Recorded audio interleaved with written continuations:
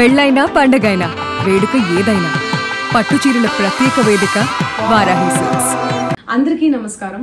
నిన్న ఏదైతే నా బర్త్డే పార్టీ జరిగిందో ఒక చిన్న ఇంట్లో పార్టీ లాగా ఒక ఫ్యామిలీ ఫంక్షన్ లాగా జరుపుకోవాలన్న ఒక ఉద్దేశంతో ఆ రిసార్ట్లో మా అమ్మ నాన్నల కోరిక మేరకు మా అమ్మ నాన్నలతో కలిసి మా ఫ్యామిలీ మెంబర్స్తో కలిసి నేను జరుపుకోవడం జరిగింది.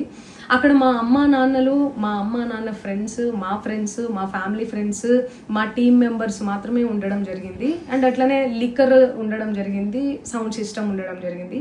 సో సౌండ్ సిస్టమ్కి లిక్కర్కి పర్మిషన్ తీసుకోవాలని చెప్పి నాకు అస్సలు అవగాహన లేదు, ఐడియా కూడా లేదు. అది అనుకోకుండా సడన్గా ప్లాన్ చేసుకొని వెళ్ళిపోవడం జరిగింది అక్కడ.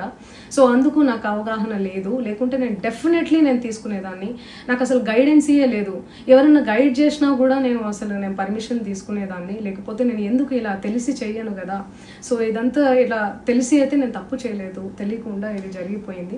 అండ్ అక్కడ లోకల్ లిక్కర్ తప్ప అసలు వేరే ఏ ఇతర పదార్థాలు, మత్తు పదార్థాలు కానీ వాడడం అసలు జరగలేదు. అక్కడ దొరకలేదు కూడా, పోలీసులు సెర్చ్ చేసినా కూడా.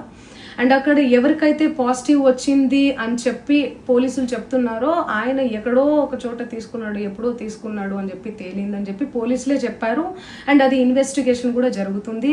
మేము కూడా పోలీసులకు కోఆపరేట్ చేస్తున్నాము. అండ్ నేను ఎందుకు ఇలా చేస్తాను, అసలు నాకు తెలిసి ఎందుకు చేస్తాను, మా అమ్మ నాన్నలతో దట్టు మా అమ్మ నాన్నలు పెట్టుకొని ఇలాంటివి నేను ఎంకరేజ్ చేస్తానా, ఇలాంటివి చెప్పండి. అండ్ ఒక రోల్ మోడల్గా, ఒక ఇన్స్పిరేషనల్గా ఉండాలని అనుకుంటాను, కానీ నేను ఇలా ఎందుకు చేస్తాను. సో ప్లీజ్ దయచేసి మీడియా మిత్రులకు నా విన్నపం ఏంటంటే, ఆధారాలు లేని అభియోగాలు నా మీద అస్సలు మోపద్దు ప్లీజ్.